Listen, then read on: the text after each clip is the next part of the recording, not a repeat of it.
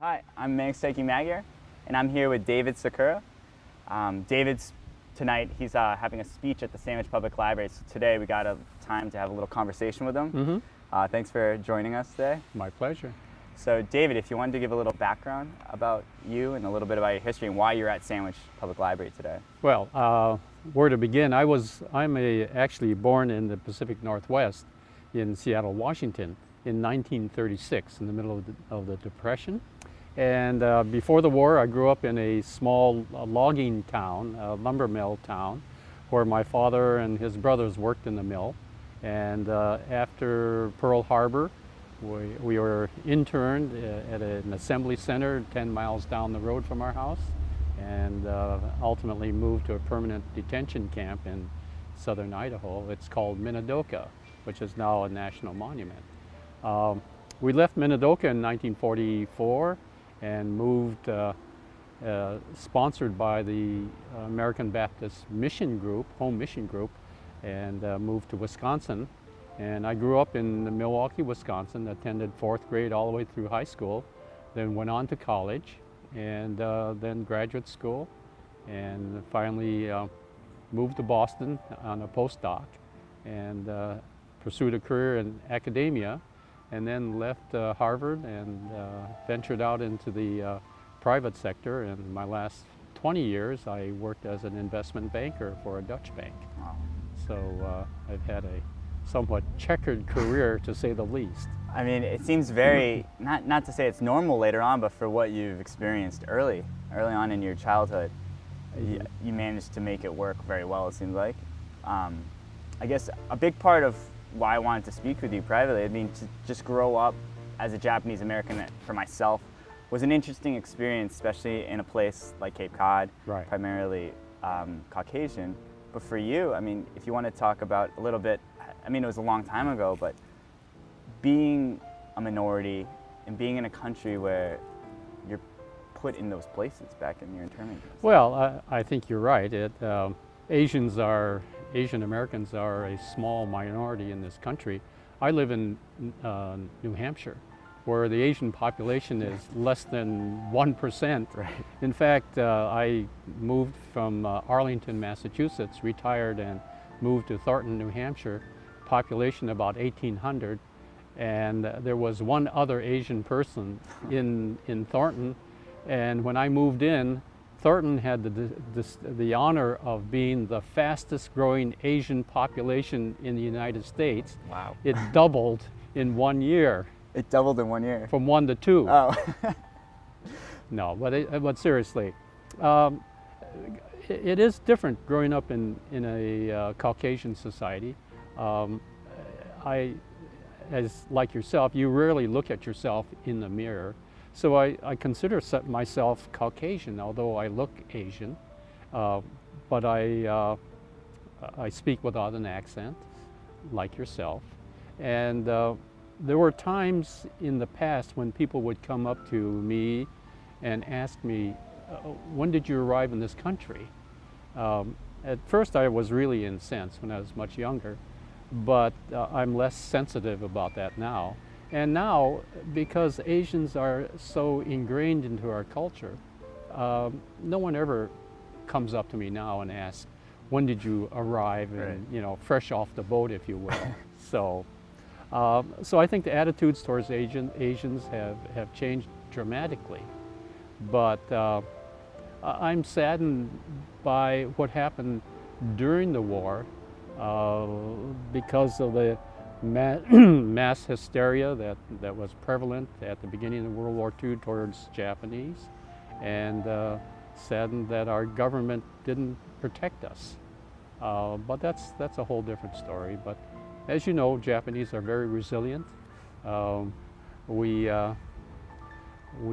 believe in fate, perhaps, and I think all in all, the internment experience was not pleasant, but it was something to be learned, and I think we took this as a lesson. And the reason I'm here in Sandwich is that I love to talk about the internment experience, because I think there are some lessons to be learned that are relevant to our times. And so in a positive way, the internment experience can be a learning experience, demonstrating why this country has both strengths and weaknesses, and how we can overcome those weaknesses.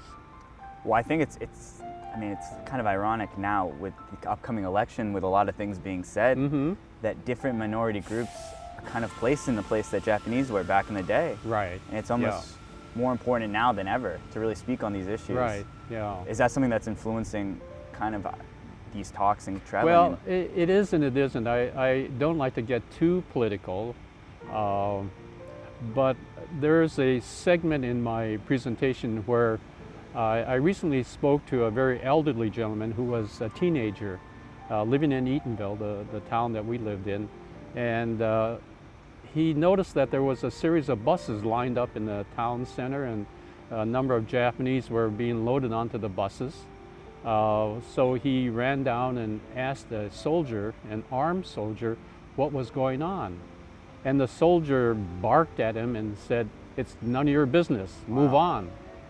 And what I take as a lesson from that incident is that phrase, "It's none of your business, move on," is very applicable today. And it really has caused a constitutional crisis, and the reverberation of that crisis is still being heard even today during this political discussion. Right. Yeah, I mean, it's pretty scary that sometimes those things happen and then people do move on and they do forget and they shy away from those issues, and things like the internment camps happen. Around what age were you in the internment camps? Well, I was 6 years old at the time. I had just finished kindergarten, and I have a photograph I have my kindergarten class photo taken in April.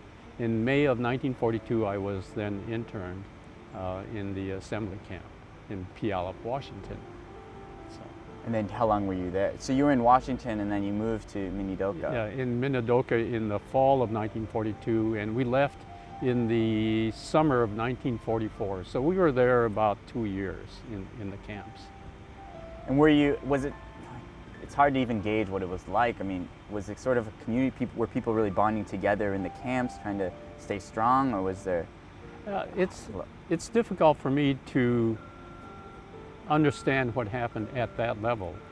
I was only 6 years old at the time. Right. When I left, I was in third grade. I was 8 years old. So I wasn't old enough to understand the nuances of what was going on in the camps. But during the interim in 1944, my father volunteered into the U.S. Army. Right. He joined the 442nd and was a group of the first about 200 men that volunteered from the camp into the 442nd. At the time, when I was about 7, 8 years old, he said, "Well, David, I'm leaving for the Army, and now you're the man of the house. You're the head of the household." Yeah. Now, if you think about it, a 7-year-old being head of the household, taking care of my mother and 2 other brothers, it was an impossible task. I'm sure, yeah. So I do remember being protective of my mother, trying to be the best first son that I could. And being the first son, as you know, in the Japanese family is a pretty important role. Yeah. And so I took it quite seriously. So at that level, as a 6-year-old, I took the circumstances very seriously and tried to be of assistance in whatever I could. Speaking back on your father, I read a little bit about your history and your bio. I think it's hard to even imagine that you were forced to live in these circumstances while then your father was serving for the government that caused this. Right, yeah. I mean, how was that growing up and understanding that? Well, as you grew older, you probably learned more and more about the situation. Actually not. It's really interesting that my father, after the war, never spoke of the experience of either in the camps or in the Army or even after the war. He was typical Nisei, where you don't really talk too much about yourself and Yeah. and your feelings and the like. But I was fortunate to have amongst his papers several letters that he wrote to other people who were interested in his thoughts about the internment. And from those letters, I was able to get a better insight into how he felt about the internment. And another source of information was a series of letters that he wrote from the camps before he joined the Army. The letters were sent back to the Eatonville Dispatch, the newspaper, and the editor promised to publish all those letters. And about 15 years ago, the retired editor of the Eatonville Dispatch sent me the entire set of letters that my father had written. Wow. And that gave me another insight.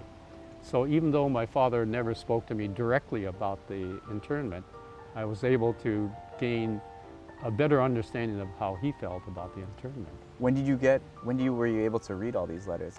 About 10 or 15 years ago. So somewhat recent. Recently, compared to- yeah. I was, in my late 60s when I finally got this treasure trove of letters that I could begin to understand what my father was thinking about during the war. That's incredible. Just to have, I mean, you have all these built-up feelings, and then your father passed away before you can even discuss anything. That's right, yeah. Does that feel? I mean, I don't know. Does it make you angry in some sense, or make you? Well, it made me very sad at first. You know, I even now when I talk about some of the personal experiences during the internment, I have to stop because it really overwhelms me.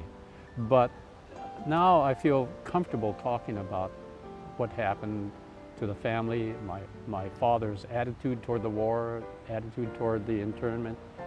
The toll it took on my mother was significant. I never quite understood the emotional and physical toll it took on my mother, taking care of the 3 boys during the camp experience.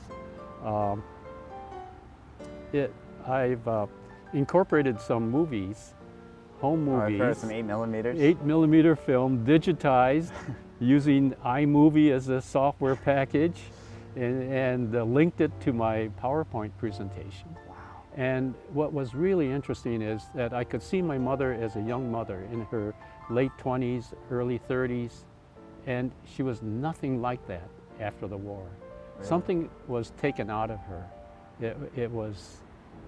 It was like a totally different person. Young, vivacious, and after the war, it was very different. She was a very different person. That's awful to see, and especially if you can now see it here. Well, in retrospect, Right. 20, 30, 40 years ago, it was really shocking. Yeah. A big part for me is, I mean, sometimes I hear about these issues, it makes sometimes what I feel petty, but I've always went through some identity crisis growing up, because I'm not really Japanese. I grew up in America my entire life. Yeah. I mean, same with you. Sure. So not having no really strong affiliation with Japan, but people kind of treat you like an outsider. Yeah. It makes your whole view on national pride different. So for you, I mean, it's even to a farther extreme. About how do you feel about being an American? And my father, as I told you, enlisted in the U.S. Army. Right. My grandfather, when he died in 1919 from an accident, before he died, he instructed the 4 boys in the family that if there is a war, and there certainly will be a war with Japan and the United States, that the boys should be loyal to the United States and not to Japan. Wow. And I think we've learned this sense of loyalty to this country, irregardless of how the country has treated us in the past. So I'm a full-blown patriot, if you ask me, despite what the country, the government had done to us. That's did you, when you were growing up, like even maybe at a kind of a young adolescent age, 20s, Yeah. did you have any sort of sense of just anger, kind of coming to realize what happened to you and your family? Any sort of Yes and no. It was only after I began to understand what really happened and how a group of minority peoples were totally unprotected and really had no voice in our government, and we were really run roughshod over our rights as a citizen. I felt really sad, very angry about it. But I think going and talking about our experiences helped me to heal those wounds and make me actually very proud of the fact that our family has overcome these difficulties. The fact that we are different, the differences now are becoming less and less, and that our country is in some ways going in the right direction in terms of equality to all minority groups. And I think that's great. Yeah, it is. And hopefully it really shows in this coming election with things coming and changing that people really do believe in that fully. I hope so. Yeah. I think we all hope. I think that wraps up our talk, and Okay. I really appreciate you taking the time to do Great. this. Great. Thank you so much, David. Yeah.